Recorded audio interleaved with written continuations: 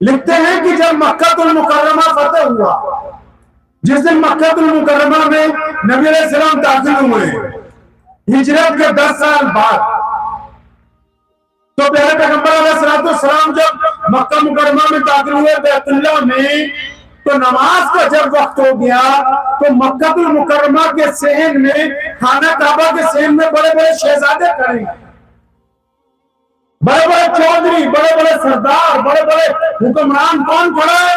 सैयदना अमीरुल मोमिनीन सैयदना अबू बकर सिद्दीक रज़ियल्लाहु तआला अन्हु। कौन अबू बकर हैं?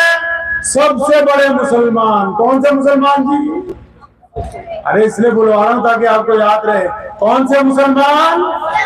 सबसे बड़े, दुनिया में सबसे बड़ा अगर कोई मुसलमान है, मोहम्मद रसूलुल्लाह के बचपन के साथी, रसूलुल्लाह के लड़कपन के साथी, रसूलुल्लाह के जवानी के साथी, रसूलुल्लाह के पड़ोस के साथी, रसूलुल्लाह के कारोबार के साथी, फिर रसूलुल्लाह के वार के साथी, रसूलुल्लाह के हिजरत के साथी, रसूलुल्लाह के बदर के साथी, रसूलुल्लाह के औद के साथी, और अब रोज़ा पाक सल्लल्लाहु अलैहि वसल्लम मदीना मुनव्वरा में रसूलुल्लाह सल्लल्लाहु अलैहि वसल्लम के बिल्कुल रोज़ा मुबारक के साथी, और जिनको नबी अलैहिस्सलाम ने अपनी जिंदगी में, नबी ने अपनी जिंदगी में, फिर दोहरा रहा हूं, जिनको प्यारे मोहम्मद सल्लल्लाहु अलैहि वसल्लम ने अपनी जिंदगी में, अपनी मौजूदगी में, अपने सहाबा के सामने, अपनी मस्जिद में, अपने मुसल्ले पर, अपने सामने अगर किसी को मुसल्ले पर इमामत के लिए खड़ा किया तो वो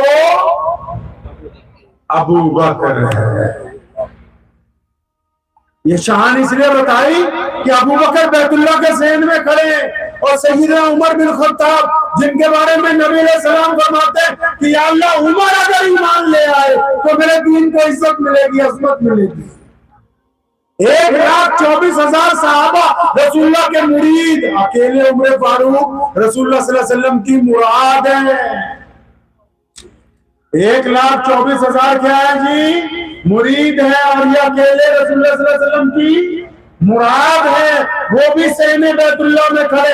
सैयदना उस्मान ज़िन्नूरैन, वो उस्मान जिनको अपनी बेटी तो दी, लेकिन नबी अलैहिस्सलाम ने बैते रिजवान के मौके पर कहा था, जब सैयदना उस्मान रज़ियल्लाहु तआला अन्हु की झूठी शहादत की खबर आई, और जब सबने रसूलुल्लाह के हाथ पर हाथ रख के कहा कि या रसूलुल्लाह सल्लल्लाहु अलैहि वसल्लम, अल्लाह के लिए और आपके लिए हम बैत करने जा रहे हैं कि कुछ हो जाए आपका साथ नहीं छोड़ेंगे। और जब नबी ने देखा कि उस्मान तो नहीं है, और फरमाया मेरे सहाबा गवाह है ना कि ये एक मेरा हाथ है, ये दूसरा उस्मान का हाथ है। उस्मान की तरफ से बैते रिजवान खुद मोहम्मद रसूलुल्लाह सल्लल्लाहु अलैहि वसल्लम। नाराए तकबीर, नाराए तकबीर, नाराए तकबीर। सैयदना मौला अली करमुल्लाह वजहू। कौन मौला अली रज़ियल्लाहु तआला अन्हु? जब नबी अलैहिस्सलाम ने आज से 10 साल पहले बैतुल्लाह से सारे लोगों को बुलाया अपने घर में, रिश्तेदारों को भी आओ मेरा साथ देना, सारे दावत खा के चुप हो गए थे। एक 13-14 साल का बच्चा सबसे पीछे खड़ा था, और उस बच्चे ने अपने पैर पंजों के बल उठाए और फिर दोनों हाथ हवा में उठा के कहा लब्बैक या रसूलुल्लाह सल्लल्लाहु अलैहि वसल्लम। ये लब्बैक का नारे लगाने वाला जो बच्चा है, ये मोहम्मद रसूलुल्लाह सल्लल्लाहु अलैहि वसल्लम के चचा के बेटे, जिनको रसूलुल्लाह ने शेर खुदा कहा, जो अली मुर्तजा हैं, जो सैयदा फातिमा ज़हरा के खामिद हैं, जो हसन हुसैन के वालिद हैं, वो भी बैतुल्लाह के सहन में, और सैयदना अबू उबैदा बिन जर्राह जो अमीनुल उम्मत है, वो भी बैतुल्लाह के सहन में, और सैयदना अब्दुल्लाह इब्न ज़ुबैर मुफस्सिर कुरान है, वो भी बैतुल्लाह के सहन में, सैयदना खालिद इब्न वलीद जो मुसलमानों का सबसे बड़ा जर्नल है, वो भी बैतुल्लाह के सहन में, सैयदना अब्बास रज़ियल्लाहु अन्हु रसूलुल्लाह के चचा, वो भी बैतुल्लाह के सहन में, और सैयदना अबू सुफियान रज़ियल्लाहु अन्हु जो उसी दिन मुसलमान हुए, मक्के के गवर्नर है, वो भी बैतुल्लाह के सहन में खड़े, और उनके अलावा अब्दुर्रहमान बिन औफ रज़ियल्लाहु तआला अन्हु है, दर्जनों कीमती सहाबी हैं, अशरे मुबश्शरा खड़े हैं, और बदरी सहाबी खड़े। इतने लोगों की मौजूदगी में मेरे पैगंबर सल्लल्लाहु अलैहि वसल्लम ने एक खूबसूरत सी बात कही, और फरमाया मेरा बिलाल कहाँ है? बिलाल कहाँ है? बिलाल, बिलाल कौन? बिलाल गुलाम, बिलाल हबशी, बिलाल काला, बिलाल गरीब, बिलाल मोहताज, बिलाल के कपड़े ढके हुए, बिलाल का काला चेहरा, बिलाल के होंठ मोटे मोटे, बिलाल को लोग बुद्धा कहते हैं ना उस्बिल्लाह। अब नबी अलैहि सलाम ने पूछा बिलाल कहाँ है? अब जब ये बात पूछी ना तो कुछ सहाबा ये समझ गए कि बिलाल को इसलिए बुला रहे हैं रज़ी अल्लाह तआला अन्हु को कि बैतुल्लाह के में नमाज होगी तो अजान बिलाल देगा। तो एक सहाबी ने नबी अलैहि सलाम के कान में मशवरा दिया, सिर्फ उसने कहा या रसूलुल्लाह सल्लल्लाहु अलैहि वसल्लम, आज अगर आप गुलाम के बच्चे को जो मुसलमान हो चुके, जो आपके मुअज्जिन हैं, अगर आप उनको अजान देने के लिए ऊपर चढ़ाएंगे तो ये जो कुरैश है, मक्का है, जो बड़े बड़े चौधरी हैं, जो आज आपसे शिकस्त खा गए, इनकी थोड़ी बहुत जो बच गई है वो भी खत्म हो जाएगी। मेरे पैगंबर अलैहिस्सलाम नाराज हुए, फरमाया आज तो कह दिया कि बिलाल गुलाम का है, ये जमाना जाहिलियत की बातें हैं, अब मेरा दीन आ गया, अब सारे बड़े और छोटे बराबर कर दिए गए। अब सैयदना बिलाल रज़ियल्लाहु अन्हु ने क्या किया? वो आए, पूछा या रसूलल्लाह हुक्म, फरमाया बैतुल्लाह की छत पे चढ़ जा, अज़ान दे रही है। अब बिलाल रज़ियल्लाहु अन्हु बैतुल्लाह की छत पे चढ़ रहे, रो रहे हैं और कहते हैं अपने आप को, बिलाल तू तो जब कभी बैतुल्लाह में आया, अबू जहल ने तुझको मारा, कभी उतबा ने मारा, कभी वलीद ने तेरी पिटाई की, कभी उमैया ने तेरी खैर उधेड़ दी, वो सब ये कहते थे बिलाल काला है, बिलाल हबशी है, बिलाल की जात नीची है, बिलाल खाना काबा में नहीं जा सकता। तो बिलाल रज़ियल्लाहु अन्हु फरमाते, मैंने अपने दिल से पूछा बिलाल, रंग तो अब भी वही है, कपड़े तो अब भी वैसे ही हैं, चाल तो अब भी वैसी है, लेकिन अब क्या बात हो गई? तेरे पे ऐसा कौन सा तमगा लग गया, ऐसी कौन सी ताकत मिल गई, ऐसी कौन सी इज्जत मिल गई कि सारे नीचे खड़े हैं, तू बैतुल्लाह की छत पे चढ़ रहा है?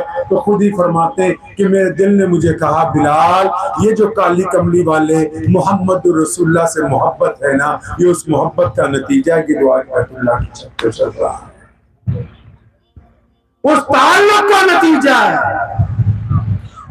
अब जब बिलाल रज़ियल्लाहु अन्हु, आप लोग तो उम्रे में जाते रहते माशाल्लाह, आपने देखा होगा अल्लाह का घर जो काले रंग का है, जिसमें काला गिलाफ चढ़ा, उसको बैतुल्लाह कहते हैं, और जो चारों तरफ अंदर बरामदे बने हुए हैं उसको मस्जिद हराम कहते हैं। अब जो मस्जिद हराम में आप लोग जाते हैं, हम लोग जाते हैं, किस तरह मुंह करके नमाज पढ़ते हैं जी? बैतुल्लाह की तरफ मुंह करके नमाज पढ़ते हैं, और बैतुल्लाह की 4 दीवारें, हर दीवार को किबले का दर्जा हासिल है, हर एक दीवार को किबले का दर्जा हासिल है। आप जिस तरफ से जाएंगे उधर ही से नमाज पढ़ सकते हैं। अब बिलाल जब बैतुल्लाह पे चढ़े हैं तो मोहम्मद रसूलुल्लाह सल्लल्लाहु अलैहि वसल्लम के खादिम ना, मोहम्मद रसूलुल्लाह के तरबियत याफ्ता हैं। फरमाते हैं जब मैं बैतुल्लाह पे चढ़ रहा था तो मदीने में अज़ानें देता था मक्के की तरफ मुंह करके। अब जब मक्के में बैतुल्लाह की छत पे चढ़ा, मेरे नबी ने कहा बिलाल अज़ान दे। फरमाया जब बैतुल्लाह की छत पर चढ़ा तो मेरे दिल ने कहा कि बिलाल अब काबा किधर गया?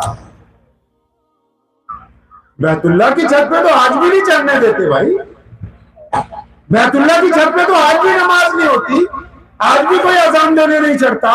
ये तो मोहम्मद रसूलुल्लाह ने खाना काबा फतह किया है उस दिन, और रसूलुल्लाह सल्लल्लाहु अलैहि वसल्लम ने बिलाल को कहा चल भाई बिलाल चढ़ जा बैतुल्लाह की छत पे, आज अज़ान तुम दोगे। अब ये बैतुल्लाह की छत पे चले, हैरान है अब काबा किधर? काबा तो इन 4 दीवारों का नाम है। और फिर बैतुल्लाह की छत पर चढ़ के बिलाल ने देर नहीं लगाई, क्योंकि पक्का सच्चा आशिक़े रसूल सल्लल्लाहु अलैहि वसल्लम था ना, एक उंगली कान में दी और शहादत वाली और उंगली अपना चेहरा बैतुल्लाह के सहन में, जिस तरफ मोहम्मद रसूलुल्लाह सल्लल्लाहु अलैहि वसल्लम खड़े थे उस तरफ मुंह करके अज़ान देने लगा, ताकि क़यामत तक के मुसलमानों को बता दे कि काबे का अगर कोई काबा है तो वो मोहम्मद रसूलुल्लाह है। काबे का अगर कोई काबा है तो हमारे प्यारे नबी मोहम्मद रसूलुल्लाह, जिन्होंने हमें बताया कि ये बैतुल्लाह है, बैतुल्लाह की सनद मोहम्मद रसूलुल्लाह है, कुरान पाक की सनद मोहम्मद रसूलुल्लाह है, मस्जिद की सनद मोहम्मद रसूलुल्लाह है, ईमान की सनद मोहम्मद रसूलुल्लाह है। फिर देखो सैयदना बिलाल रज़ियल्लाहु ताला अन्हु ने कमाल कर दिया, अल्लाह करवाने वाले हैं, मोहम्मद रसूलुल्लाह की तरफ मुंह करके आज़ान दे रहे। उधर प्यारे पैगंबर अलैहिस्सलाम ने क्या किया, नबी अलैहिस्सलाम तवाफ के लिए चलने लगे बैतुल्लाह की चारों तरफ। अब बिलाल आज़ान भी देता है, घूमता भी जाता है, ताकि क़यामत तक के मुसलमानों को बता दे कि कोई झूठा नबी आए, कोई नया बन के आए, कोई पसमानदा, कोई बड़ा, कोई छोटा बन के आए, लेकिन हमेशा याद रखना, जिस तरफ मोहम्मद रसूलुल्लाह गए हैं, नबूवत बस उसी तरफ है। खत्म नबूवत का ताज सिर्फ उन्हीं के सर पर रखा है। इसीलिए रसूलुल्लाह जब तवाफ कर रहे थे, बिलाल का किबला भी घूम रहा था, ताकि मुसलमानों को ये बता दे कि हमारा अगर कोई रहनुमा है, कोई खातिमुन नबीयीन है, तो मोहम्मद रसूलुल्लाह। अब नबी अलैहिस्सलाम प्यारे पैगंबर अलैहिस्सलाम खाने काबा में बैठे हुए, सुने अगली बात। मक्के के मौजूदा गवर्नर सैयदना अबू सुफियान रज़ियल्लाहु ताला अन्हु पर चले, हमारे महल में चले, वहीं पर आज की रात क़याम होगा, आपका खाना होगा। और उधर मक्के में एक औरत है जो झोपड़ी में रहती है, जिसका नाम उम्मे हानी है, जिसका नाम उम्मे हानी है। और नबी अलैहिस्सलाम के चचा की बेटी है, अपने बच्चों को रोज बताती है कि ये जो मदीने वाले नबी हैं, ये मेरे भाई लगते हैं। आज जब नबी अलैहिस्सलाम ने खाना काबा को फतेह कर लिया, जब मक्का फतेह कर लिया, घर घर में खबर पहुंच गई, हर एक घर में खबर पहुंच गई। उनके घर भी खबर पहुंची तो बच्चे अपनी माँ से पूछते हैं, माँ आप तो रोजाना कहती थी कि प्यारे मोहम्मद सल्लल्लाहु अलैहि वसल्लम आपके भाई लगते हैं, अब तो वो आ गए, मक्का उन्होंने फतह कर लिया, क्या आज वो जो आपके भाई लगते हैं, क्या वो हमारे घर तशरीफ लाएंगे कि नहीं लाएंगे? अब वो आएंगे हमारे घर, आएंगे कि नहीं आएंगे? अब उम्मे हानी रज़ियल्लाहु ताला अन्हा ने शिद्दत गम में अपने बच्चों को दिलासा देते हुए फरमाया, हाँ बेटा आएंगे। और दिल में सोचती है कि मोहम्मद रसूलुल्लाह सल्लल्लाहु अलैहि वसल्लम तो बहुत मसरूफ हैं, 10 साल बाद उन्हें क्या याद होगा कि एक चचा की बेटी है, एक बचपन की बहन है, एक वो बहन है जिसने आपको बचपन में उंगली पकड़ के साथ में चलाया, वो बहन है जो उम्र में ज्यादा बड़ी है, वो बहन है जिसने आपके दीन के लिए अपने शौहर से 10 साल मार खाई है, वो बहन है जिसके शौहर ने उसको इसलिए छोड़ दिया क्योंकि तू मोहम्मद रसूलुल्लाह की पैरवी करती है। ये अपने बच्चों को वैसे ही दिलासा दे रही है कि हाँ बच्चे, हाँ इतनी देर में रात के पहले पहर किसी ने जोर से कुंडी खटखटाई। अब उम्मे हानी ने गम में पूछा अंदर से जरा तेज आवाज में कि भाई कौन है दरवाजे पर? तो उधर से आवाज आती है, हानी तो दरवाजा खोलो, मैं तुम्हारा भाई मोहम्मद रसूलुल्लाह। उम्मे हानी रज़ियल्लाहु ताला ने दरवाजा खोला। प्यारे नबी अलैहिस्सलाम अपनी बहन को 10 साल बाद देखते हैं, बहन अपने भाई को देखती है, आंखों में आंसू जारी हैं। पढ़े इमाम बुखारी को, नबी अलैहिस्सलाम ने कभी बासी रोटी नहीं खाई। सुनो तारीखी बात मुसलमानों, मेरे पैगंबर अलैहिस्सलाम ने फाके किए हैं, 1 दिन का फाका, 2 दिन का फाका, 3 दिन का, 4 दिन का, 5 दिन का फाका किया, लेकिन जब भी खाना खाया ताजा रोटी बनवा के खाई, ताजा खाना खाया। ये पहला मौका है फतेह मक्का के मौके पर। उधर अबू सुफियान ने कहा, सैयदना अब्दुर्रहमान बिन औफ ने कहा, सैयदना उस्मान ज़ुन्नुरैन ने कहा, सैयदना अबू बकर सिद्दीक ने कहा, सैयदना उमर बिन खत्ताब ने कहा, या रसूलल्लाह हमारे घर भी तो मक्के में है, हमारे अजीज व अकारिब हैं, हमारी कोठियां यहाँ मौजूद हैं, हमारे बागात यहाँ पर मौजूद हैं, या रसूलल्लाह हमारे घर चले। और फरमाया नहीं नहीं हानी, मैंने सबको कहा कि जब मेरी यहाँ बहन मौजूद है तो मैं तुम्हारे घर क्यों जाऊंगा। अब नबी अलैहिस्सलाम ने अपनी बहन के घर आते ही पूछा, हानी कुछ खाने के लिए है? सैयदना उम्मे हानी रज़ियल्लाहु अन्हा फरमाती है, या रसूलल्लाह आज तो घर में कुछ भी नहीं खाने। फिर उनको याद आया अचानक, फरमाने लगी, या रसूलल्लाह सल्लल्लाहु अलैहि वसल्लम एक बासी रोटी पड़ी है, फरमाया वही ले आओ क्योंकि भूख बहुत लगी हुई है। उस बासी रोटी को पानी से धोया गया और फिर सिरके में डबो के नबी अलैहिस्सलातु वस्सलाम को पेश की गई। ये दूसरा मौका है, नबी अलैहिस्सलाम ने बासी खाना खाया। और नबी अलैहिस्सलातु वस्सलाम खाना खाने के बाद अपनी उस बहन के पास तशरीफ रखते हैं। उन्होंने नबी अलैहि सलाम का बिस्तर लगवाया। अब पैगंबर आज़म सल्लल्लाहु अलैहि वसल्लम को आराम करने की जब पेशकश की ना, तो नबी अलैहि सलाम ने आगे से जो बात कही है वो बात सुनाने के लिए आपको ये वाक़या सुना रहा हूं, जो बात मोहम्मद रसूलुल्लाह सल्लल्लाहु अलैहि वसल्लम ने कही उस वक्त। आप सल्लल्लाहु अलैहि वसल्लम ने फरमाया, हाँ नहीं, आज सोना नहीं, आराम नहीं करना। नबी अलैहि सलाम बिस्तर पे तशरीफ फरमा हुए, फरमाया तुम भी बैठो। वो बैठ गई सामने आके, बच्चे भी बैठ गए। अब आप अंदाजा लगाओ, मिसाल के तौर पे मैं मौलवी हूं तो दीन की बातें कर रहा हूं, मेरे भाई विधायक उमर अली खान साहब, ये अगर बात करेंगे सियासत की करेंगे, ठीक है नहीं। और अगर कोई अभी यहाँ पर किसी अफसर को बुलाते हम तो वो प्रशासन की बात करता, अगर किसी प्रोफेसर को बुलाते वो तालीम की बात करता, किसी डॉक्टर को बुलाते वो सेहत की बात करता, किसी इंजीनियर को बुलाते तो वो अपनी कंपनी की बात करता कि फला मशीन इस तरह तैयार हो सकती है। क्योंकि जिस इंसान की जो लाइन है वो जहां जाएगा उसी लाइन के ऊपर गुफ्तगू करेगा। लेकिन मेरे प्यारे मोहम्मद अलैहिस्सलातु वस्सलाम ने दुनिया का कोई शोबा नहीं छोड़ा जिसमें हमारी रहनुमाई ना फरमाई हो। आज भी वही वो गैर मुस्लिम जिंदा है अमेरिका में, उसने एक किताब लिखी, दुनिया के 100 बड़े आदमी, और 100 बड़े आदमी लिखने के बाद आप गूगल पे सर्च कर लीजिए, उस किताब को मंगवा सकते हैं। 100 बड़े आदमियों की जब रैंकिंग तय की तो नंबर 1 पे प्यारे मोहम्मद सल्लल्लाहु अलैहि वसल्लम का नाम आया।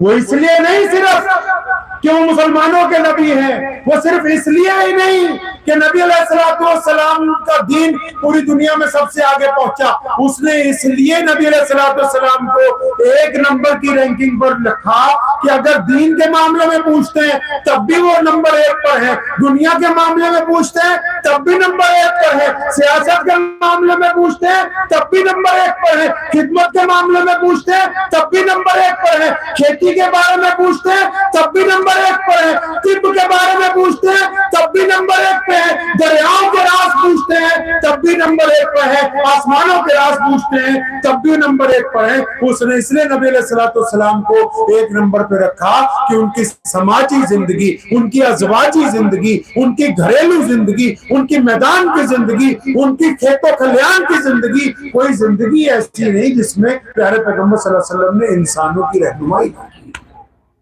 कोई शोभा नहीं छोड़ा। अब ये देखिए उस रात को क्या हुआ, आपको पता उस रात क्या हुआ था भाई? अरे बताओ, खड़ा करके हाथ को, पता है भाई? अब पता नहीं होगा, अब पूछो पता क्यों नहीं है? वो एक कहावत है ना, अब गुड़ तो बनता है ना भाई यहाँ पे, अरे गुड़ बनता है नहीं। उमर अली खान साहब बैठे हैं इसलिए कह रहा हूं, ये बात दोहरा रहा हूं आज। वो कहावत है ना भी जितना गुड़ डालोगे, अरे बोलो भाई, जितना गुड़ डालोगे उतना ही मीठा होगा। तो राणा साहब को पता नहीं पता है कि नहीं पता, बता देता हूं। अब मौलवी को तनख्वाह कितनी देते हो?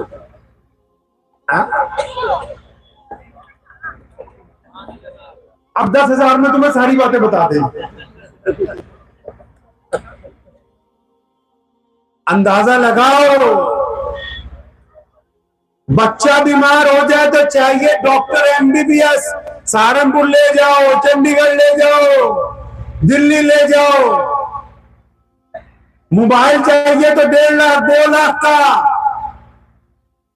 गाड़ी चाहिए तो कंपनी की, खराब हो जाए तो आम मिस्त्री से हाथ नहीं लगवाना, मोबाइल खराब हो जाए तो बोले कस्टमर केयर को देना, जूती चाहिए तो एडिडास कंपनी की। और मौलवी कितने में चाहिए? 8,000 में। और फतवा कौन दे रहा है? केला बेचने वाला भी फतवा दे रहा है, अंडे की रेडी लगा रहा वो भी फतवा दे रहा, डॉक्टर साहब भी फतवा दे रहे, कोई इंजीनियर बन गया वो कह रहा मैं इस्लाम समझाऊंगा, फतवा मैं दे रहा है जी, प्रधान जी भी फतवा दे रहे हैं, मुतवल्ली साहब भी फतवा दे रहे हैं। यानी कि आपको दुनिया की चीजें तो प्योरिटी की चाहिए, अच्छी दवाई भी चाहिए अच्छे डॉक्टर की, मोबाइल भी चाहिए अच्छी कंपनी का, और दीन और दीन तो भैया जिससे मर्जी पूछ लें, बाहर शाम को जब बीड़ी पीने खड़े होंगे वहीं बता देंगे कि आप मुसलमान। दीन के मामले में जिस जगह से रहनुमाई मिलनी है, मुझे अच्छी तरह याद है खान साहब वक्फ बोर्ड में एक दफा पंजाब में इमामों की तनख्वाहें बढ़ाने की बात हुई तो बाकी मेंबरान मेरे से लड़ पड़े, कहते नहीं यार नहीं बढ़ानी। तो मैंने किसी को कहा, मैं कहा यार जूते बहुत अच्छे पहने, तो कहने लगे यार ये 22,000 के एडिडास कंपनी के। तो मैं तो सही तो है, हमें जूते की तो जरूरत है इमाम की। ये इसलिए इधर ये वाक्य रोक के तवज्जो इसलिए दिलवा रहा हूं क्योंकि हमारी दुनिया हमारा दीन अलग अलग नहीं है। हमारी दुनिया हमारा दीन अलग अलग नहीं है। हमारे पास मजहब नाम की कोई चीज नहीं। मोहम्मद रसूलुल्लाह ने दीन दिया और दीन है जिंदगी गुजारने का तरीका, और जिंदगी गुजारने का तरीका मुफ्तियाने किराम ने बताना है, शेखुल हदीस साहब ने बताना है, मस्जिद के इमाम ने बताना है, मस्जिद के मुअज्जिन के पास बैठ के कोई दीन की बात पढ़नी और सुननी है, मस्जिद के जो खिदमतगार हैं उनके साथ बैठना है। अब जिनसे दीन अप्लाई होना है, जहां से दीन हम तक पहुंचना है, उनको तो रोजगार के लाले पड़े हुए हैं और हम खुद बेहतरीन 3 वक्त गोश्त खा के एक दूसरे की चुगलियां कर रहे हैं, तो दीन हम तक पहुंचेगा कैसे? ये मजाक में नहीं, ये संजीदगी का मौजू है कि जहां से दीन बच्चों तक पहुंचना है, जहां से तरबियत हासिल करनी है, जहां से रंग चढ़ना है तबीयत पर, ईमानदारी का, मोहम्मद रसूलुल्लाह के इश्क का, उनकी इत्तबा का, उनकी पैरवी का, वही नहीं। अब नबी अलैहिस्सलाम ने क्या कहा? अब ये याद नहीं, हाँ इतना याद है, अजी दुआ करवा दो, अजी फूक मरवा दो, अजी सिर पे हाथ फेर लो। अच्छा एक बात बताओ, बुखार तुम्हें चढ़ा हो, अब मैं जाके कहूं जी मेरे भाई को बुखार चढ़ रखा, जरा मेरे बोतल चढ़ा दे, तो कोई असर होगा भाई को? अल्लाह के बंदे, पहले जो बीमार है वो भी तो नमाजी बने ना। जो बीमार है वो भी तो अल्लाह का नाम लेना शुरू करे। जिसका काम नहीं बन रहा वो भी तो उठ के फजर में वजू करके मुसल्ले पर खड़ा हो कि अल्लाह पीर साहब की दुआओं से हो जाएगा। अब जब पीर साहब दुआ करें, इधर दुआ करते हैं कि अल्लाह अब्दुल रहमान को बेटा दे दे, या अल्लाह मोहम्मद शफी का काम बना दे, उधर से फरिश्ते भी जो पर्ची फंसा दे कि अल्लाह मुल्ला जी जिसके लिए दुआ मांग रहे जो तो ठग है,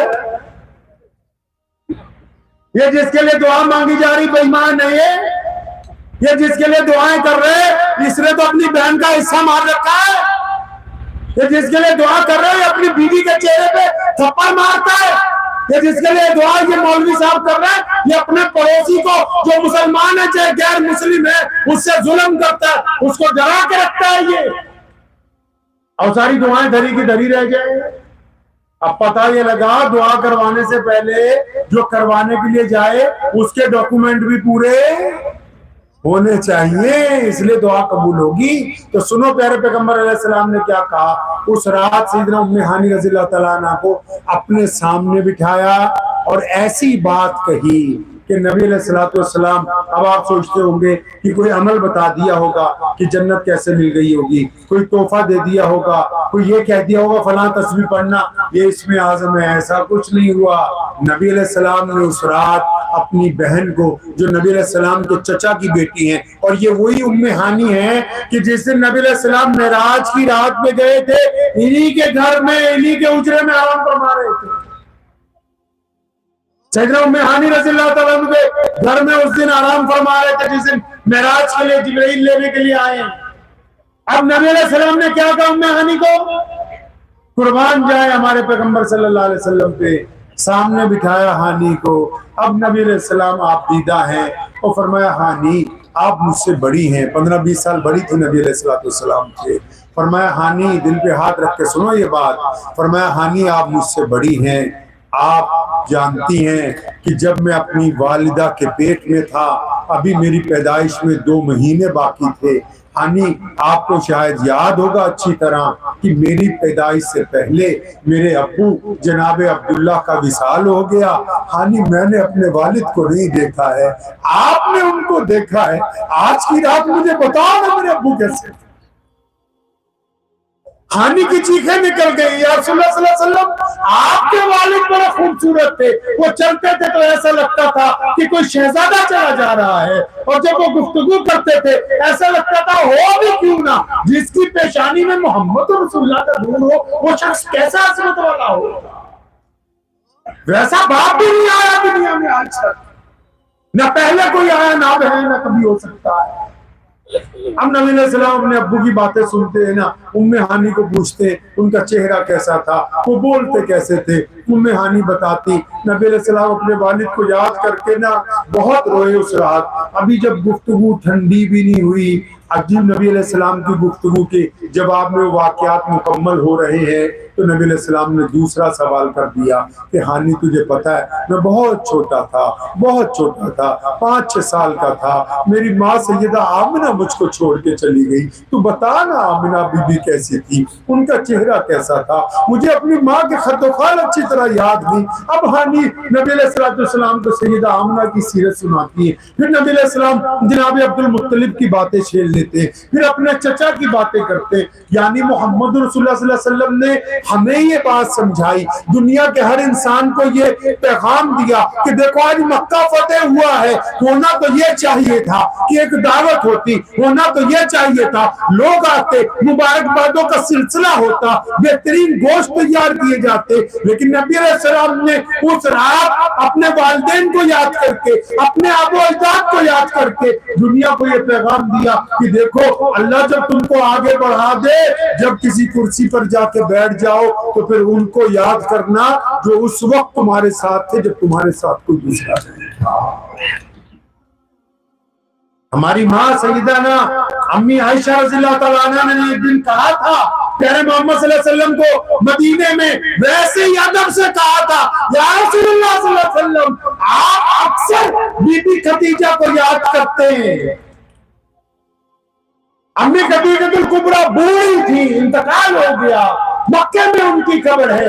अम्मी आयशा रज़ियल्लाहु तआला कहती या रसूलुल्लाह आप जब भी देखो खदीजा को याद करते हैं, उनका जिक्र छेड़ते हैं, उनकी बातें करते हैं। जब इतनी सी बात सुनी ना, नबी अलैहिस्सलाम आप दीदा हो गए, प्यारे पैगंबर अलैहिस्सलाम की आंखों में आंसू आए और मैं सुनो आयशा, आज तो आपने ये सवाल किया, आइंदा ऐसे सवाल मत करना। सुनो आयशा कि जब सारा मक्का मेरा दुश्मन था, मक्का का जर्रा जर्रा मेरा दुश्मन था, जब अबू जहल मुझे कत्ल करना चाहता था, जब उमैया और उतबा मेरे रास्ते में कांटे बिछाते थे, जब अबू लहब और उनके बेटों ने मुझे कत्ल करने की साजिशें रची, जब मक्के में सारे बाजार मेरे गले में फंदा डालने की इंतहा कर दी गई, तो फरमाया आयशा जब मक्के में कोई मेरे साथ नहीं था ना, तो उस वक्त खदीजतुल कुबरा मेरे साथ खड़ी हुई।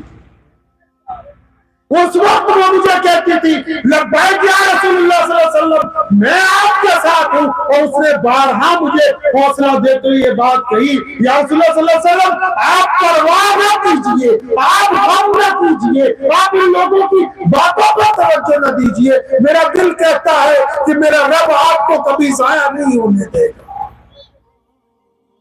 ये नबी अलैहिस्सलातु वस्सलाम है कि नबी अलैहिस्सलाम की एक खातून मस्जिद नबी में सामने से मिलने आई, प्यारे पैगंबर अलैहिस्सलाम दौड़े गए, जाके सलाम किया, उसने कंधे पे हाथ रख के कहा बेटा कैसा है। नबी अलैहिस्सलाम की आंखों में आंसू आ गए, अम्मा जी मैं ठीक हूँ। सहाबा को बुलाया, बिलाल को बुलाओ, अबू बकर उमर उस्मान अली को बुलाओ, अबू बैदा बिन जर्राह को बुलाओ, अबू हुरैरा को बुलाओ। अनस बिन मालिक कहते हैं कि नबी अलैहिस्सलाम ने सबको आवाजें दी, इधर आओ। हमने पूछा या रसूल सल्लल्लाहु अलैहि वसल्लम ये औरत को कोई शहजादी नहीं लगती, किसी बादशाह की बीवी नहीं लगती, इसके कपड़े कोई कीमती नहीं। सुनो प्यारे पैगंबर अलैहिस्सलाम ने कहा क्या, फरमाया मेरे सहाबा इसको देखो ध्यान से, ये मेरी माँ है, ये दाई हलीमा है, इसने मुझे दूध पिलाया। और नबी अलैहिस्सलाम ने अपनी चादर मुबारक उतारी, अपनी मसरत में बिछाई, ताकि क़यामत तक के बेटों को बताना था कि जब माएँ आ जाए मिलने के लिए तो इनका एहतराम किस अंदाज के साथ किया जाएगा। तभी तो नबी अलैहिस्सलाम ने फरमाया कि अगर बिलाल की तकबीर कहते मैं मुसल्ले पर खड़ा हो जाऊं, तो फरमाया मेरी अम्मी जिंदा होती ना और मुझे आवाज मारती मोहम्मद, तो मैं नमाज छोड़ के पहले अपनी माँ के पास जाता। ये मेरे नबी अलैहिस्सलाम है कि उधर हातिम ताई की बेटी को जब गिरफ्तार करके सहाबा लाए और वो बेटी अभी मस्जिद नबी के दरवाजे पर पहुंची है, इधर पैगंबर अलैहिस्सलाम ने देखा, अपनी रहमत वाली चादर उतारी और वो मामूली चादर नहीं है, उसको जिब्रील बोसा देना अपने लिए इज्जत की बात समझते हैं। आप क्या दर्जा समझते हैं मोहम्मद रसूलुल्लाह सल्लल्लाहु अलैहि वसल्लम का? शेख सादी ने लिखा है, शेख सादी अलैहिर्रहमान ने लिखी है बात, फरमाते मैंने बड़ी नातें लिखी, फाड़ दी, दिल को तसल्ली नहीं होती थी, फिर एक दिन एक शेर लिखा, दिल को भी तसल्ली हो गई और कायनात के लोगों ने भी लब्बैक कह दी। क्या लिखा? फरमाया मैंने जब बहुत सी नातें लिखी तसल्ली नहीं हुई, फिर आखिर एक दिन एक नात लिखी, उसमें एक मिसरा लिखा, उसके लफ्ज हैं, फरमाते कि बाज अज खुदा बुजुर्ग हुई, फरमाते कि मेरे दिल ने कहा कि सादी अल्लाह के बाद अगर कोई है तो सिर्फ मोहम्मद। अब नबी अलैहिस्सलाम ने अपनी चादर उतारी, फरमाया जाओ उस बेटी के सिर पे डालो, वो नंगे सिर आ रही है। इधर इस सहाबी को जिसको चादर पकड़ाई वो कहते या रसूलुल्लाह सल्लल्लाहु अलैहि वसल्लम ये चादर आप रख लीजिए, वो दुश्मन की बेटी है, मैं अपनी चादर दे आता हूँ। मेरे नबी अलैहिस्सलाम नाराज हुए, फरमाया आज कहती है बात दोबारा मत कहना, कान खोल के सुन लो, बेटी सिर्फ बेटी होती है, चाहे अपनी हो या फिर पराई हो। नबी अलैहिस्सलाम ने अपनी चादर उसकी बेटी के सर के ऊपर रखवाई है और हातिम ताई की बेटी ने इसी बात से इत्मीनान का इजहार करते हुए नबी अलैहिस्सलाम के दस्ते हाथ के ऊपर कलमा ला इलाहा इल्लल्लाह मुहम्मद रसूलुल्लाह पढ़ा। फिर उनके भाई अदी बिन हातिम मोहम्मद रसूलुल्लाह सल्लल्लाहु अलैहि वसल्लम की खिदमत में हाजिर हुआ, सहाबी रसूल बनके सारी जिंदगी रसूलुल्लाह सल्लल्लाहु अलैहि वसल्लम के कब्रों के अंदर गुजारी। मुसलमानों, हमारे पास जो दीन है ये प्यारे मोहम्मद अलैहिस्सलाम की अमानत है। किसकी अमानत है जी? मोहम्मद रसूलुल्लाह सल्लल्लाहु अलैहि वसल्लम की अमानत है। दीन के दो हिस्से हैं, इत्मीनान से इस बात को समझ लीजिए, दीन के दो हिस्से। पहला दीन का मकसद है, दूसरा दीन की जरूरियात है। पहला दीन का, बोलिए ना भाई, दीन का मकसद, दूसरा दीन की जरूरियात। जिस तरह ये टेंट लगा हुआ है ना, ये माइक, ये शामियाना, ये टेबल, ये कुर्सी, ये मकसद नहीं है, ये जरूरतें हैं। जरूरत है ना, हमने वो कुर्सी का ये रख ली क्योंकि जरूरत पूरी हो सकती है। आपको पता है मुफ्ती साहब भी बैठे हुए हैं, मैं किसी मसलक की ना हिमायत करने लगा हूं ना बुराई, एक बात सिर्फ आपको समझाने लगा। जो लोग ऐसे करके नमाज पढ़ते ना, यहाँ नियत बांधते हैं, उनकी नमाज भी हो जाती है, समझे? और जो यहाँ नियत बांधते हैं उनकी भी, ओ बोलो, जो ऐसे करके बांधे नियत बार बार, उनकी भी, ओ बोलो। मैं पहले नहीं कह रहा था सारी मुफ्ती है, उनकी भी हो जाती है। जो रफ़े दैन करते हैं उनकी भी हो जाती है। लेकिन अब ये जो नमाज पढ़ रहे हैं, नमाज ये पढ़ क्यों रहे हैं?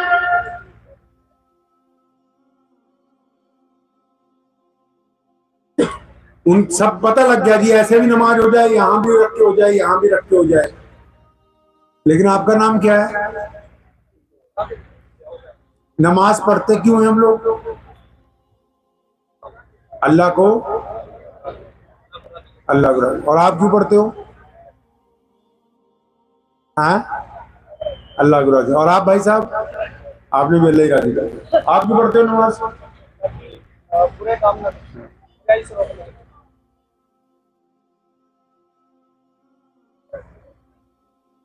घबराओ नहीं, बाकी सब भी। ये इसलिए, ये प्रैक्टिकल बात इसलिए कर रहा हूं, जब कहीं हम लोग जाते हैं जलसा समझ के नहीं जाते। हम ये समझते हैं घर में जा रहे, घर के लोगों से कुछ घर की बातें होंगी कि जो हमारे घर में बिगाड़ पैदा हो गया वो खत्म हो जाए। दुनिया को तो अब बाद में सुधारेंगे ना, पहले तो हम खुद ही लड़कपन में आ गए, हमारे खुद ही पांव लड़खड़ा रहे हैं। अभी तो इस पोजीशन में नहीं है कि हम दूसरों को जाके दीन समझा दें। अब ये पता है कि नमाज यहां भी हो रही, पैजामा टुकड़ों पे कर लो और ऊंचा कर लो, जन्नत में चले जाओगे। दाढ़ी कितनी रखनी है ये भी पता है, मूछें कितनी बारीक होनी चाहिए ये भी पता है, लेकिन नमाज क्यों पढ़ते हैं ये नहीं पता है, रोजा क्यों रखते हैं ये नहीं पता है। अंदाजा लगाइए मकसद क्या है, नमाज का पता नहीं है। जरूरतों पर लड़ाई हो रही है, जरूरतों पर लड़ाई हो रही है कि तेरा पजामा नीचा है, वो तूने कंधे से कंधा नहीं जोड़ा, वो तू वजू सही तरह नहीं कर रहा। ये सब जरूरतें फर्ज हैं लेकिन जरूरतें। अब पानी वजू का नहीं मिलेगा, तयम्मुम कर लेंगे, हो गई जरूरत पूरी। ट्रेन में जा रहे हैं, चलती हुई ट्रेन में सड़क पर बैठ के बैठने की जगह नहीं है, अपनी सीट पर बैठ के नमाज पढ़ लेंगे, हो गई जरूरत पूरी। अब जरूरत जो है इसका मकसद क्या है भाई, ये पढ़ क्यों रहे हैं, तो ये कर क्या रहे हैं, इतना बड़ा जुबान लगाया क्यों। ये मकसद है ना, ये जलसा किया, ये इजलासे आम रखा मदरसे का मुफ्ती सुफियान साहब ने कि भाई यहाँ पर मदरसा है, बच्चों की दस्तार बंदी है, बच्चों ने बेहतरीन पढ़ा है, मौलाना साहब को बुलाया, उमर भाई को बुलाया, मुझे बुलाया। इसका मकसद है इस जलसे का कि आप सब आएंगे, मैं आऊंगा, हम सब बैठ के अल्लाह उसके रसूल की बातें करेंगे। अगर ये सारा इंतजाम होता और ये बातें ना होती तो इस इंतजाम का कोई फायदा था? अरे बोलो मुफ्ती साहब, फायदा था कोई? तो फिर ये जो नमाज पढ़ रहे हैं, जब इसका मकसद ही नहीं पता तो फायदा कैसे होगा? तभी तो कह रहा तनख्वाह कम से कम 20-25 हजार रुपए कर दो, ईमानदारी से, बिना मजाक के। अगर दीन समझना पढ़ना है ताकि पैसे खर्च करके किताबें ला ला के तुम्हें रोज नबी अलैहिस्सलाम की सीरत समझाए। कुरान पढ़ना है तब भी रसूलुल्लाह को पढ़ना होगा, हदीस पढ़नी है तब भी रसूलुल्लाह को पढ़ना होगा, रसूलुल्लाह की सुबह दोपहर शाम रात देखनी है तब भी सीरत को पढ़ना होगा। किसी आयत को देखना है कब नाजिल हुई, क्यों नाजिल हुई, बस मंजर क्या है, अब उसका क्या हुक्म है, तब भी मोहम्मद रसूलुल्लाह की सीरत को पढ़ना। अंदाजा लगाइए आपकी हम मकसद से कितना दूर हट गए। कोरमे का इंतजाम है, बिरयानी का इंतजाम है, जर्दे का इंतजाम है, पाए हम टाइम के ऊपर बना के खा रहे हैं, नली नहारी का इस्तकबाल कर रहे हैं खाने में, लेकिन हमें यह पता नहीं कि हम नमाज क्यों पढ़ रहे हैं।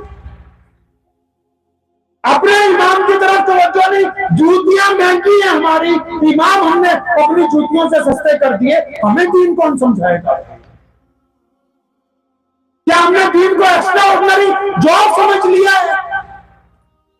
फिर इल्जाम लगाएंगे फिर फलानी पार्टी फलानी सरकार। अल्लाह के बंदे कभी इस गिरेबान में भी झांक के देखो। अगर बंदा बार बार शिकस्त खा रहा है तो इसमें जरूरी तो नहीं है कि दुश्मन बहुत आला है। आप बार बार बीमार हो रहे हैं, जरूरी नहीं कि बीमारियां ज्यादा है, आपका अपना इम्यूनिटी सिस्टम वीक हो गया, उसको कौन दुरुस्त करेगा? उसको किसने ठीक करना है? कुरान तो पढ़ते नहीं, वह बड़े मियां मौलवी साहब को बुला लो, अब्बा जी का इंतकाल हो गया, चलो जी कुरान पढ़वा दो। अब बच्चे भी देखते रहते हैं, भी मुर्गे की बिरयानी है कि बकरे की, उसी हिसाब से पढ़ते हैं तुम्हारा कुरान। बातें जरूर है, कुछ कर भी हो सकती हैं आपके के लिए, लेकिन इन बातों पर गुफ्तगू जरूरी है। हमें वापस पलटना है मोहम्मद रसूलुल्लाह की तरफ, उस दीन की तरफ जिस दीन का चर्चा आज पूरी दुनिया में है, जिस दीन को आज कायनात का सबसे बड़ा मजहब कहा जाता है, जिस दीन के मानने वाले दुनिया में मोहब्बत फैला रहे हैं, जिस दीन के मानने वाले दुनिया में भूखों को खाना खिलाते हैं, जिस दीन के मानने वाले बेसहारों का सहारा बनते हैं। अगर हम भी उसी दीन का हिस्सा हैं और हमारे साथ कुछ सही नहीं है तो इसका मतलब हमें अपने दायरे को पहले दुरुस्त करना होगा, क्योंकि हम कुरान नहीं पढ़ते। क्या नहीं पढ़ते जी? हम कुरान नहीं पढ़ते, मौलाना को जाते हैं बस तो अपनी मर्जी से ही। और अब तो माशाल्लाह मस्जिदें जो है आपको पता ही है, जो कोई बड़ा नमाजी होता है तो अक्सर हम उसी को प्रधान बना लेते हैं कि भैया तो ये चलिए। तो जहां कोई मौलवी सही मिल गया तो उसको पता लग जाता है भी तीसरे चौथे दिन मौलवी को बदलना पड़ेगा। और तुम्हें मौलवी बदलना तो आसान है, यहाँ फैक्ट्रियां लगा रखी सहारनपुर में मौलवी बनाने की। तो जो मौलवी सही भी होगा फैक्ट्री से दूसरा ले आएंगे, ये भी है नहीं तो दूसरा सही। कोई साइलेंट मौलवी दे दो जो बस नमाज पढ़ाई जाए फिर बोले ना आगे से। तो बात ये चल रही थी, मुद्दे पे आ जाएंगे वापस कि नमाज क्यों पढ़ते हैं। पता है हमें? नहीं पता है। कुरान पाक में लिखा है नमाज इसलिए फर्ज कर दी गई ताकि आप अच्छी बातें करने लगे और गंदी बातें करना छोड़ दें।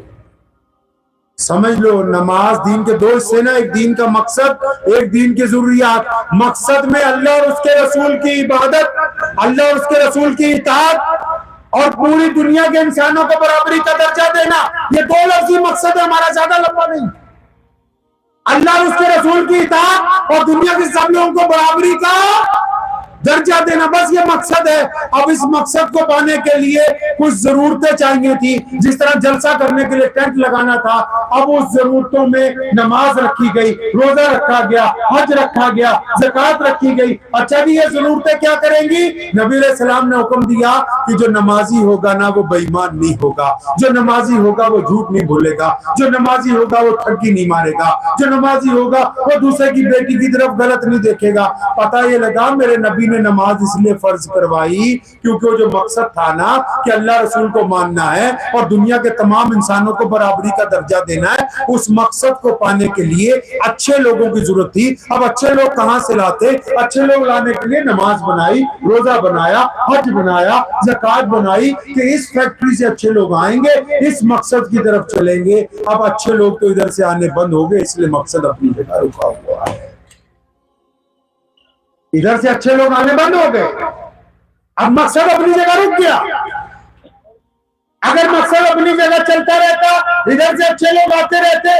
आप नमाजी किसको कहते हो? सैयदना उमर रज़ियल्लाहु अन्हु बैठे थे मस्जिद नबी में, किसी ने कहा या अमीरुल मोमिनीन, ये बंदा देखिए कितना दीनदार। फरमाया अच्छा इसमें ऐसा क्या? फरमाया फजर, जोहर, असर, मगरिब, इशा, तहज्जुद में भी आता है, इशराक पढ़ के जाता है। सैयदना अमीरुल मोमिनीन ने कहने वाले की गर्दन पे थप्पड़ मारा और फरमाया गलत कहता है, इसकी माँ को जाके पूछ, इसके बाप को जाके पूछ। वो अगर कहते हैं कि बेटा अच्छा है तो अच्छा है, वो अगर कहते हैं कि बदतमीज है तो फिर ये नमाजी नहीं, ये बदतमीज है।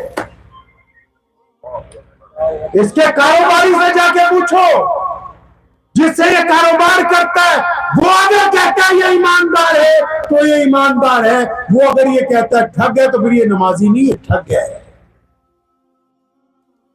मोहल्ले की बहनों से पूछो, इन बेटियों से पूछो, चाहे वो मुसलमान की बेटी हो, चाहे वो हिंदू भाई की हो, चाहे वो सिख भाई की हो, चाहे वो दलित भाई की हो, चाहे वो जैनी की हो, चाहे धोती की हो, इन बेटियों से जाकर पूछो, अगर कोई लड़का इनकी तरफ गंदी निगाह डालता है और इनका पीछा करता है चंद कदम तक, तो वो घर जाके ये नहीं कहती कि अब्दुर्रहमान खड़ा था, मोहम्मद शफी खड़ा था, वो कहती कि मुसलमानों के लड़के मेरे पीछे चल के गंदी निगाह मुझ पे डाल रहे थे, ये नमाजी नहीं है, ये लोगों की बेटियों से जिना का इरादा करने वाला है, ये झूठ बोलता है कि ये नमाजी है। क्योंकि कुरान ने औरतों को कहा कि बुर्का पहन लो, उसी कुरान ने मर्दों को कहा कि अपनी निगाहों को झुका के रखो। औरतों का बुर्का याद है, अपनी झुकी हुई निगाहों का हुक्मनामा भूल गए। ये याद रहा कि उनका चेहरा ढकवाना, और ये भूल गए कि तू फलां की बेटी से जिना का इरादा रखता है, फलां की बहन से जिना का इरादा रखता है, और तुम उनके साथ जिना का इरादा भी रखो और नमाज पढ़ने भी जाओ। कौन कहता है ये नमाजी है? ये बदमाश है, गुंडा है, क्योंकि ये नमाज के मकसद को नहीं पहुंच रहा। बुल्ले शाह रहमतुल्लाह अलैह पंजाबी के बहुत बड़े बुजुर्ग गुजरे, अल्लाह के वली थे, सैयद थे, उन्होंने कही ये बात, फरमाने लगे नमाज भी नीति जानने हो और ठगी भी कीती जानने हो, या की कीती जानने हो। मतलब नमाज भी पढ़ता है, बेईमानी भी करता है, नमाज भी पढ़ता है, चुगली भी करता है, नमाज भी पढ़ता है, जिना भी करता है, नमाज भी पढ़ता है, गलत भी बोलता है, नमाज भी पढ़ता है, ठगी भी मारता है। तो फिर तू नमाज नहीं पढ़ता, तू ठगी ही मारता है, तुझे गलत है। एक साहब कहने लगे कि अच्छा अगर किसी नमाजी में बुरी आदतें हैं तो फिर वो क्या करे? तो मेरे वालिद साहब मौलाना हबीबुर रहमान लुधियानवी रहमतुल्लाह अलैह फरमाया करते थे कि अगर नमाज पढ़ने के बावजूद भी गंदी आदतें नहीं छूट रही तो नमाजी को चाहिए कि और अच्छी तरह नमाज पढ़े, ताकि जब तक नमाज बुराइयां नहीं छुड़वाएगी उस वक्त तक नमाज कबूल होने वाली। क्योंकि मेरे नबी ने कहा सल्लल्लाहु अलैहि वसल्लम ने कि नमाज मोमिन में और गैर मोमिन में फर्क पैदा करती है। अच्छा, फर्क क्या है? नमाजी की उंगलियां कोई 12 हो जाती हैं, आंखें कोई 4 हो जाती? नहीं नहीं नहीं नहीं नहीं, नमाजी का हाथ किसी पर नाजायज नहीं उठता, नमाजी की आंखें जिना नहीं करती। अब एक बंदा मस्जिद में जाता है, नमाज पढ़ के बाहर आता है कि जी मैं मस्जिद का एहतराम करता हूँ, नहीं, वो मस्जिद का एहतराम उस वक्त करेगा जब वो मस्जिद में गया और फिर जब वो मस्जिद से निकला और जब किसी की बेटी सामने से गुजरी, किसी की बहन, किसी की बीवी, तो अगर वो अपनी निगाहें झुका लेता है तो वो मस्जिद का एहतराम करता है। अगर वो इन निगाहों से बदमाशी का इरादा करता है तो फिर उसने मस्जिद का कुछ एहतराम। दीन को समझिए, ये जरूरतें अल्लाह ने इसलिए बनाई। रोजा नबी अलैहि सलाम ने फरमाया ढाल है मोमिन के लिए जब तक फाड़ ना दे। या रसूलुल्लाह सल्लल्लाहु अलैहि वसल्लम फट कैसे जाता है? फरमाया जब गाली देता है, जब गिबत करता है। आप दीन को अलग क्यों कर रहे हैं अपनी जिंदगी से, अपने मामलात से?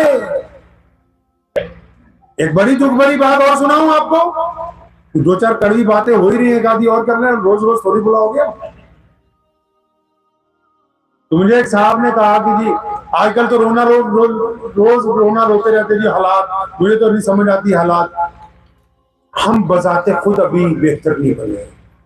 मैं आप ही के एक शहर से दूसरे शहर की तरफ जा रहा था, चलिए नाम नहीं बताता, एक शहर से दूसरे शहर की तरफ जा रहा था। रास्ते में एक जगह रुका, ये आज से 10-15 साल पहले की बात है। तो मेरे वालिद शाह इमाम मौलाना गुरुमान लुधियानवी हयात थे, तो मैं रुका तो 2 सिपाही क्योंकि साथ में, तो मैं नमाज पढ़ने गया, किसी ने कहा जी हजरत जी के बेटे आए हुए। तो अंदर 20-25 गांव वाले आ गए, उन्होंने मुझे पकड़ा, कहने लगा जी हजरत जी के बेटे को कुछ बता दो। तो मैं कहा यार मुझे तो बहुत जल्दी जाना है किसी शादी में, बता तो नहीं सकता लेकिन तुमसे कुछ पूछ सकता हूँ। हाँ जी तुम पूछ ही लो। तो मैं कहा ये बताओ कि ये तुम्हारी मस्जिद के इस्तिंजा खाने में जो कई हजार बीड़ियों के टुकड़े पड़े हैं, ये हुकूमत ने कहा है कि मस्जिद में आके बीड़ी आ जाए? किस हुकूमत ने कहा? ये तो उन्होंने नहीं कहा। ये मस्जिदों में जो बेरौनकी है, ये तो किसी हुकूमत ने नहीं आपको कहा। कुरान पाक का गिराफ झाड़ने जाओ 2 किलो मिट्टी अभी निकल आएगी, ये तो किसी हुकूमत ने नहीं आपको कहा कि आप कुरान ना पढ़िए। हम अपने हाल के ऊपर गौर ही नहीं कर रहे। मस्जिद क्यों बनाई? मस्जिद क्यों बनाई? किसके लिए? नमाज पढ़ने के लिए। अब मुफ्ती साहब बैठे, हजरत जी संसारपुर वाले, अब यही हजरत जी हैं संसारपुर वाले, क्या समझे? तो हजरत जी बैठे संसारपुर वाले, पूछ लो नमाज तो घर पर भी हो जाती है, और तुम सब तो वैसे भी मुफ्ती हो सारे के सारे, नमाज तो घर पे भी हो जाती है। 5 नमाजें हैं, फजर, जोहर, असर, मगरिब, इशा, 5 नमाजें फर्ज हैं, लेकिन इनसे बड़ी एक नमाज है जिसको तहज्जुद की नमाज कहते हैं, और उस नमाज के लिए अजान देने की जरूरत, उस नमाज के लिए इमाम साहब की जरूरत, उस नमाज के लिए मस्जिद में जाने की जरूरत नहीं है। लेकिन ये 5 नमाजें मस्जिद में क्यों पढ़ते हैं? तो मोहम्मद रसूलुल्लाह सल्लल्लाहु अलैहि वसल्लम से पूछना होगा, या रसूलुल्लाह सल्लल्लाहु अलैहि वसल्लम मस्जिद में क्यों जाएं? मेरे नबी अलैहि सलाम ने हुक्म फरमाया कि मुसलमानों मस्जिद इसलिए बना दी ताकि तुम इकट्ठे होकर नमाज पढ़ो। पता लगा नमाज पढ़ने के लिए नहीं बनाई है, इकट्ठे नमाज पढ़ने के लिए। किसी साहब ने पूछा या रसूलुल्लाह सल्लल्लाहु अलैहि वसल्लम इकट्ठे कैसे होना है? फरमाया कंधे से कंधा जोड़ के खड़े होना है। या रसूलुल्लाह सल्लल्लाहु अलैहि वसल्लम कंधे से कंधा जोड़ने से क्या होगा? हुक्म हुआ कि तुम्हारे दिलों में जो मैल है, एक दूसरे से जो नफरत है, वो खत्म हो जाएगी जब तुम सफे एक दूसरे से जोड़ दो।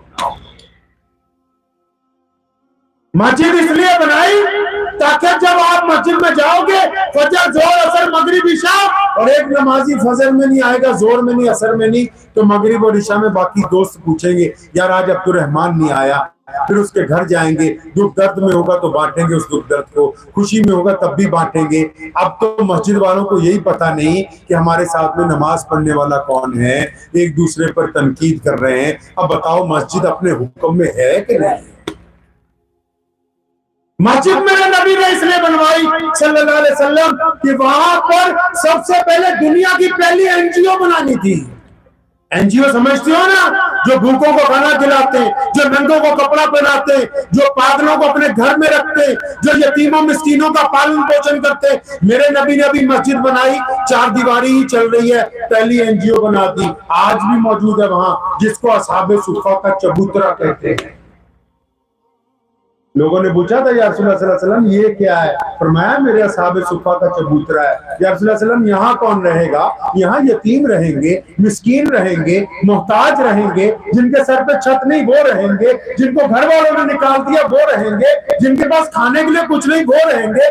हम उनकी कफालत करेंगे, हम खुद बाद में खाएंगे, खुद नए कपड़े बाद में पहनेंगे। मेरे नबी ने मस्जिद इसलिए बनाई थी कि यहाँ इबादत करने वाले दूसरों का सहारा बनेंगे। क्या हमारी मस्जिद भी दूसरों का सहारा है? बताओ, ये मस्जिद मस्जिद के हुक्म में है?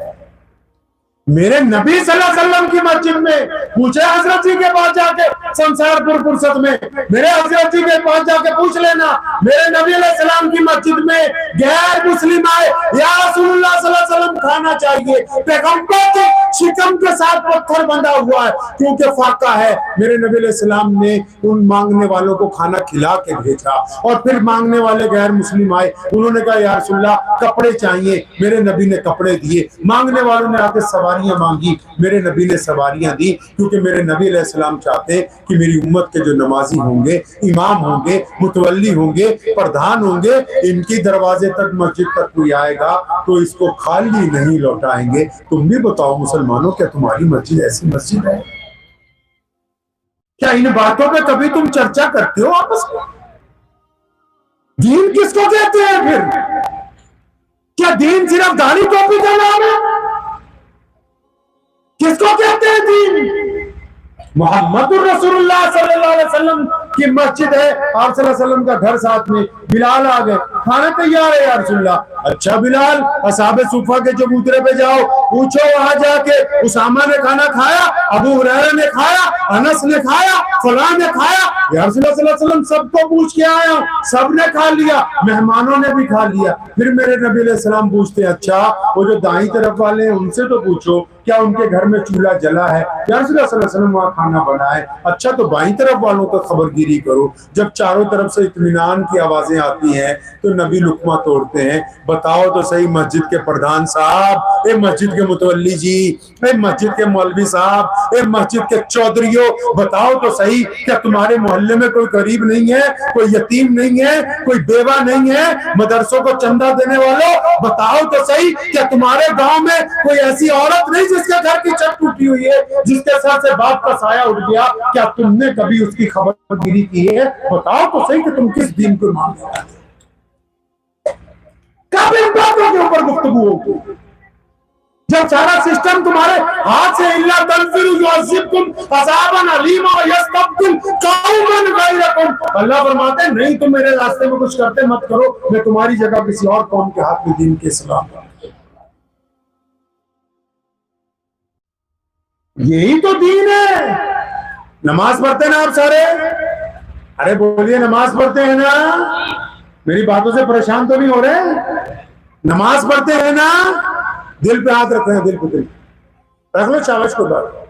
भाई साहब दिल इस तरफ है, हाँ दिल पे रख लो हाथ रख। अब इस दिल से पूछना, मुझे नहीं जवाब देना, अपने आप को पूछना।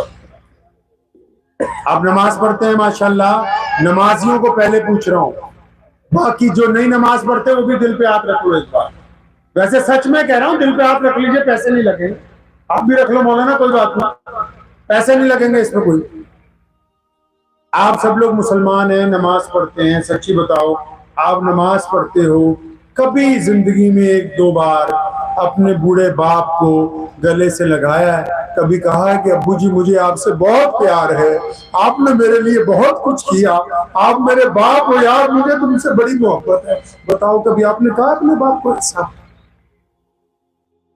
आप नमाजी हो ना इसलिए पूछ रहे।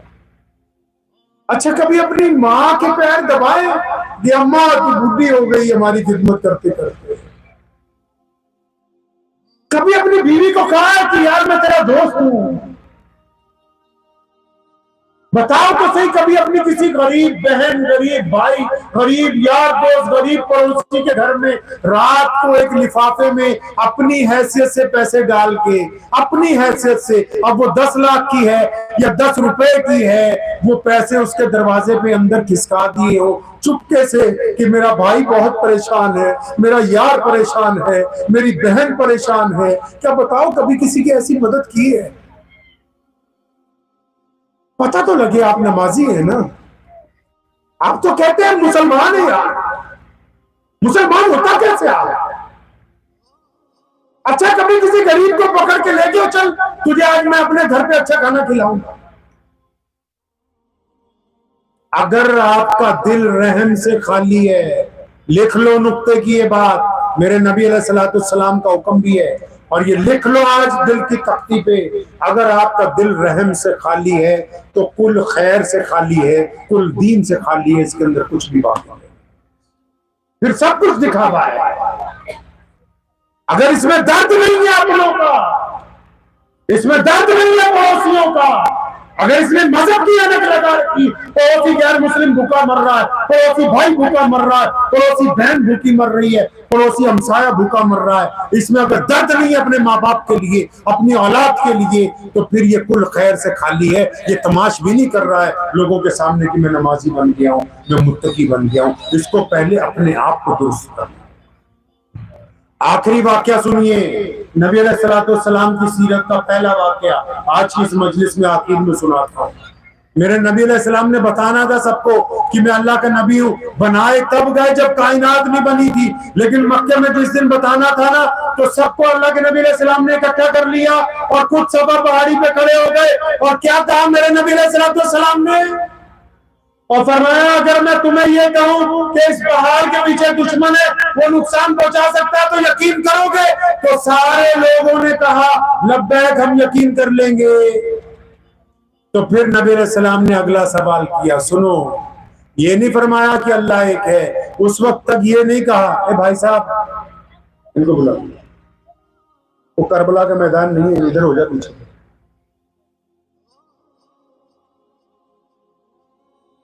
नबी अलैहिस्सलाम ने ये नहीं कहा कि अभी ये नहीं कहा कि अल्लाह को मानो, मैं मोहम्मद रसूलुल्लाह हूं। उससे पहले एक और सवाल कर दिया, फरमाया मक्के के लोगों ये तो बताओ कि तुम्हारा मोहम्मद के बारे में क्या ख्याल है। सवाल की खूबसूरती देखिए मुसलमानों, इस पे दीन कायम हुआ इस सवाल पे, इसकी खूबसूरती देखिए सवाल की। ये आप अगर अच्छा बेटा बनना चाहते हैं, अच्छा बाप बनना चाहते हैं, अच्छा लीडर बनना चाहते हैं, अच्छा मौलवी बनना चाहते हैं, अच्छा उस्ताद बनना चाहते हैं, अच्छा व्यापारी बनना चाहते हैं, अच्छा बेटा बनना चाहते हैं, तो ये वाकया सुनिए मोहम्मद रसूलुल्लाह सल्लल्लाहु अलैहि वसल्लम। प्यारे नबी अलैहिस्सलाम ने फरमाया मक्के के लोगों क्या ख्याल है तुम्हारा मैं मोहम्मद के बारे में सल्लल्लाहु अलैहि वसल्लम। अब जब नबी अलैहिस्सलाम ने ये बात कही ना, व्यापारी उठ के खड़े हुए, वो कहने लगे प्यारी सूरत वाले मोहम्मद सल्लल्लाहु अलैहि वसल्लम, आप जैसा ईमानदार कोई नहीं मक्के में, 40 साल निभाई है आपके साथ, आप जैसा ईमानदार नहीं है। वो व्यापारी बैठे, औरतें खड़ी हुई, ये प्यारी सूरत वाले मोहम्मद सल्लल्लाहु अलैहि वसल्लम, आप जैसा बाहया कोई नहीं, आज तक कोई खातून नहीं कह सकती कि मोहम्मद सल्लल्लाहु अलैहि वसल्लम ने किसी की तरफ आंख उठा के देखी हो। आप तो बेटियों को रहमत बताते हैं, आप औरतों की इज्जत करते हैं, आप जैसा बाहया मोहम्मद सल्लल्लाहु अलैहि वसल्लम मक्के में दूसरा कोई नहीं। अच्छा तो भी बैठ गई, गुलाम उठ के खड़े हुए, ए प्यारी सूरत वाले मोहम्मद सल्लल्लाहु अलैहि वसल्लम, आप जैसा कोई सखी, आप जैसा कोई हमदर्द, आप जैसा कोई भूखों का खाले खिलाने वाला कोई दूसरा है ही नहीं। बच्चे उठ के कहने लगे ए प्यारी सूरत वाले मोहम्मद सल्लल्लाहु अलैहि वसल्लम, आपसे ज्यादा कौन है जो हमसे प्यार करता है? कोई नहीं। अब बात आई समझे में? नबी अलैहिस्सलाम ने उनसे ये पूछा था, ये इसलिए पूछ रहा हूं कि जो अगली बात कहनी है, अगर तुम्हें इस बात की तसल्ली है कि मोहम्मद रसूलुल्लाह का किरदार सबसे आला है, जिस तरह कुरान ने कहा कि आपको साहिब खुल्क़ अज़ीम बना के भेज जा, तो फिर इस बात पे तसल्ली रखो कि नबी अलैहिस्सलाम जो बात कहेंगे वो सच्ची होगी, हक होगी। आप जो लगे हुए हैं, मैं जो लगा हुआ हूँ, लोग हमें अच्छा समझे, लोग हमारी तारीफ करें, लोग हमारा नाम लें, लोग हमारे नारे लगाए, अरे मेरे भाई, अगर हमारा किरदार अच्छा नहीं होगा तो कुछ भी अच्छा होगा। क्योंकि बंदा जब ताकत में आता है ना, कोई बड़ा मौलवी बन जाए, बड़ा लीडर बन जाए, बड़ा व्यापारी बन जाए, कोई अच्छा कुरान पढ़ने लग जाए, कोई किसी का ज्यादा खेत खलियान मिल जाए, किसी के बच्चे बेटे ज्यादा हो जाएं, जब पावर आती है किसी भी चीज की, वो इज्जतदार नहीं बनता है, इज्जतदार नहीं बनता है, वो बेनकाब हो जाता है दुनिया के सामने। फिर उसका अच्छा और भला सामने बिल्कुल साफ नजर आने लगता है। और फिर मोहम्मद रसूलुल्लाह सल्लल्लाहु अलैहि वसल्लम तो पूरी कायनात के सबसे बड़े हैं, इसलिए नजर आना तो जरूरी था।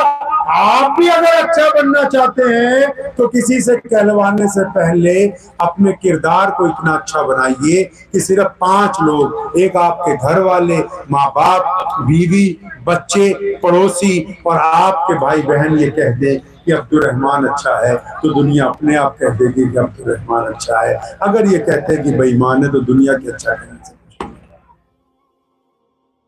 करेंगे। कुछ इंशाअल्लाह कुछ तब्दीली लाएंगे अपने अंदर इंशाअल्लाह। ये जो हमारे हिंदू सिख भाई हैं पूरे देश में, हम उनसे प्यार करते हैं, वो उनसे करते हैं, लेकिन अगर उनमें से कोई इस्लाम के मुतालिक गलतफहमी में आ जाए तो उसका कसूरवार इस्लाम नहीं है, हमें। अगर हम किसी से ठगी मारेंगे तभी वो कहेगा ना मुसलमान ठग है, अगर हम किसी से बेईमानी करेंगे तभी वो कहेगा ना कि ये बोला मुसलमान बेईमान। तो आप ये ना समझे मौलवी इस्लाम की तस्वीर है, नहीं नहीं। आप जिस गैर मुस्लिम दोस्त से ताल्लुक रखते हैं वो इस्लाम को तभी अच्छा समझेगा जब आपका उसके साथ कारोबार ईमानदारी का होगा, आपका उसके घर में आने जाने वाला ईमानदारी से होगा। अगर आप वहां ईमानदारी न रख सके तो यकीनन कल क़यामत के दिन मोहम्मद रसूलुल्लाह सल्लल्लाहु अलैहि वसल्लम को जवाब लाएंगे तब्दीली कुछ इंशाअल्लाह। एक काम आप लोगों ने करना है, बहुत जरूरी काम है, और वो बीमारी यहाँ बहुत पाई जाती है। यहाँ मतलब ये पूरी लाइन नहीं समझे, वो ये है, अगर आप कुरान पढ़ेंगे, हदीस शरीफ पढ़ेंगे, सीरत पढ़ेंगे, तो मेरे नबी अलैहिस्सलाम की सारी सीरत पाक पॉजिटिव है, सारी सीरत पॉजिटिव है, मुस्बत है। एक भी वाकया, एक भी फरमान नेगेटिव नहीं है, एक भी। तो हमारे में क्या बीमारी है जी? मौलवी मौलवी से नेगेटिव, भाई भाई से नेगेटिव, मियाँ बीवी से नेगेटिव है जी, प्रधान प्रधान से नेगेटिव। नेगेटिव मतलब जब उसकी गैर मौजूदगी में गुफ्तगू करेगा तो मुस्बत नहीं करेगा, मतलब पॉजिटिव बात नहीं करेगा, जब भी बात करेगा नेगेटिव ही करेगा। और नबी मोहम्मद सल्लल्लाहु अलैहि वसल्लम इसको पसंद नहीं फरमाते। सहाबा को कितनी बार टोका, फरमाया तुमने दूसरे का दिल चीर के देखा है? ये लफ्ज है बुखारी में। साहबा ने कहा था ना रसूलुल्लाह फलां बंदे पे शक है कि इसका बेईमान लगता है, नाराज हुए, फरमाया इसकी छाती चीर के देखी है। हम लोग क्यों परेशान है भाई, हम लोग क्यों परेशान है? अब किसी ने आके अगर हमें कह दिया ना, अजी वो तुम्हारा भाई ना है फलां रिश्तेदार, हाँ अजी वो तुम्हारे खिलाफ बहुत बातें बना रहा था, अच्छा उसकी ऐसी तैसी, कोई बात नहीं, कभी मौका आने दे। तो कुरान ने क्या समझाया आपको?